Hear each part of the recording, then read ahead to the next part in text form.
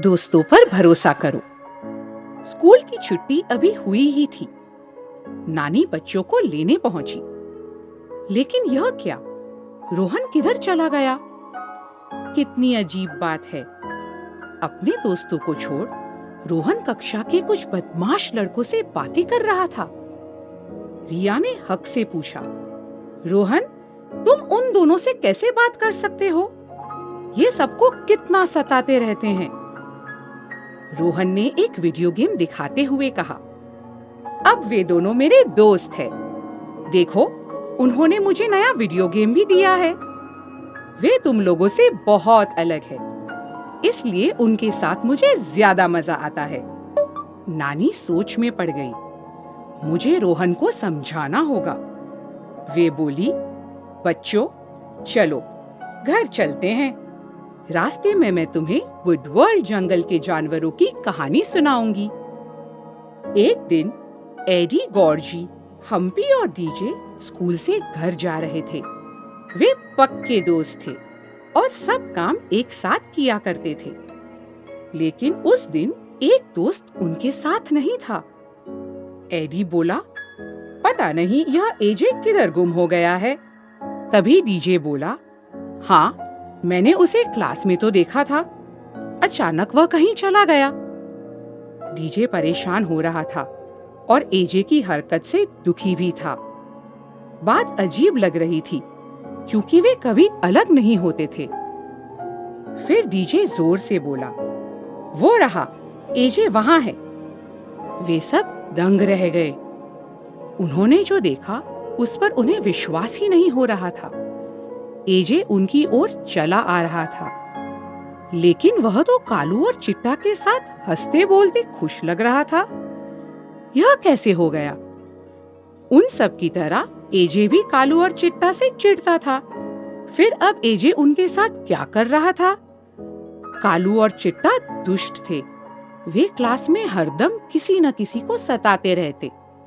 उनकी क्रूरता से परेशान होकर हर कोई उनसे दूर रहता। एजे बहुत नर्मदिल था और सबका ध्यान रखता था, पर अब वो इन दोनों बदमाशों के साथ क्या कर रहा था, कुछ समझ नहीं आया। एजे धीरे धीरे चलकर एडी और उसके दोस्तों तक आया। गॉर्जी पूछ बैठा, तुम्हें क्या हो गया है? उन दोनों बदमाशों से तुम्हारी दोस्ती कब से हो गई? एडी ने पूछा, तुम भूल गए कि वे हमें स्कूल में कितना तंग किया करते थे? एजे ने आराम से कहा, हमारी दोस्ती कुछ दिन पहले ही हुई है। आज वे मुझे संगीत के एक कार्यक्रम में भी ले जा रहे हैं। हम्पी बोला, संगीत का कार्यक्रम? क्यों भाई? एजे ने शान से उत्तर दिया, मैं उस कार्यक्रम में गाऊंगा। सही बोलूं तो मुझे कालू और चिट्टा के साथ मजा आता है। वे तुम लोगों से बहुत अलग है, बहुत मजेदार है। वे मुझे बोर नहीं करते। गॉर्जी ने एजे का विरोध किया। वह बोला, लेकिन एजे, तुम्हें पता है ना कि कालू और चिट्टा हमारे दोस्त नहीं हैं। फिर तुम उनके साथ किसी भी कार्यक्रम में कैसे जा सकते हो? एजे ने पूरे विश्वास से कहा, मैं उनके साथ जाऊंगा। मैं इतने अच्छे मौके को हाथ से नहीं निकलने दूंगा, और वह भी केवल इसलिए क्योंकि तुम ऐसा चाहते हो। मुंह बनाते हुए एजे वहां से चला गया। एडी बोला, ठीक है, हम भी साथ में चलेंगे क्योंकि वे दोनों बहुत खतरनाक लोग हैं। हमेशा की तरह एडी अपने दोस्त की सलामती चाहता था। तुरंत एजे ने मना किया, नहीं नहीं, तुम साथ नहीं चल सकते। सीटें सीमित है और तुम सबके लिए जगह नहीं होगी। अपनी नाक ऊंची करते हुए एजे वहां से चला गया। अगले दिन एजे, कालू और चिट्टा घर से चले जा रहे थे। एजे ने कहा, संगीत कार्यक्रम बढ़िया रहा। मैंने पहली बार मंच पर गाया है। कालू और चिट्टा मन ही मन में हंसे। वे एजे को बुद्धू समझते थे।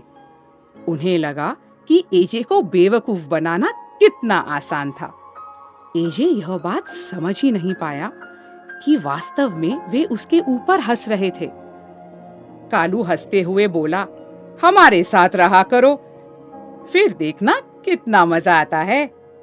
एजे से दोस्ती का दिखावा करते हुए चिट्टा भी बोला, हाँ सच में तुम्हारे उन बेकार दोस्तों के मुकाबले हम ज्यादा होशियार और सजीले हैं। एजे उनके साथ मिलकर हंसने लगा। तीनों आगे चलते गए। आगे जाकर एक लंबा पुल आया। वह कच्चा सा पुल रस्सियों से बंधा हुआ था, पर वुडवर्ल्ड जंगल पहुंचने के लिए एक वही रास्ता था। दो पहाड़ों के बीच में वह पुल खतरनाक तरीके से झूल रहा था। डरते हुए एजे ने पूछा, क्या और कोई रास्ता नहीं है? उसके प्रश्न पर ध्यान न देते हुए कालू और चिट्टा ने पांव पुल पर रखे और आगे बढ़ गए। एजे उनके पीछे पीछे चलने लगा, लेकिन उसे बहुत डर लग रहा था। पुल कुछ ज्यादा ही झूल रहा था। जब एजे ने नीचे की ओर देखा, उसे एक गहरी खाई दिखाई दी। डर से बेहाल एजे चीख कर बोला, मेरे लिए रुको। कालू और चिट्टा उस पर हंसते हुए बोले, क्यों? पुल पार करने से तुम्हें डर लग रहा है? एजे नहीं चाहता था कि वे उसका डर भांप जाएं, इसीलिए वह हिम्मत से आगे चलता गया। तड़ाक! उफ! अचानक पुल का एक पट्टा टूट गया। एजे नीचे खाई में गिरने ही वाला था। उसी क्षण एजे ने अपने हाथों से अगला पट्टा पकड़ लिया। अब पुल और भी ज्यादा हिलने और झूलने लगा। डर के मारे एजे के चेहरे पर हवाइयां उड़ने लगी। एजे चिल्लाने लगा, बचाओ बचाओ बचाओ! कालू, चिट्टा, मुझे बचाओ! अगर मैं गिर गया तो मैं मर जाऊंगा। कालू और चिट्टा बहुत आगे निकल गए थे। एजे की चीख सुनकर वे पीछे मुड़े और देखा कि एजे खतरे से जूझ रहा था। उसकी मदद के लिए जाने से वे खुद बहुत डर रहे थे। यदि वे भी उसकी तरह लटक गए, फिर क्या होगा? एजे को उसके हाल पर अकेला छोड़कर वे मुड़े और एक बार फिर आगे चल दिए। एजे को विश्वास नहीं हो रहा था। ये नए दोस्त किस प्रकार के थे? उसे अपने पुराने दोस्त याद आने लगे। वे कभी भी उसे ऐसे खतरे से जूझने के लिए अकेला नहीं छोड़ते। कालू और चिट्टा जल्दी जल्दी घर की ओर जाने लगे। तभी उन्हें एडी, हम्पी, गॉर्जी और डीजे ने देख लिया। कालू और चिट्टा को अकेला देखकर वे रुक गए। एडी को शक हुआ। उसने पूछा, एजे कहाँ है? वह तुम्हारे साथ गया था ना? कालू और चिट्टा उसे चिढ़ाते हुए बोले, जाओ अपने बेवकूफ दोस्त को खुद ही बचाकर देख लो, कितना बोर करता है।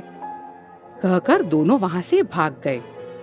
एडी और उसके दोस्त एक दूसरे को देखते रह गए। एडी सोचने लगा, उसे बचा लो, लेकिन कहां से बचा लो? कालू और चिट्टा का क्या मतलब था?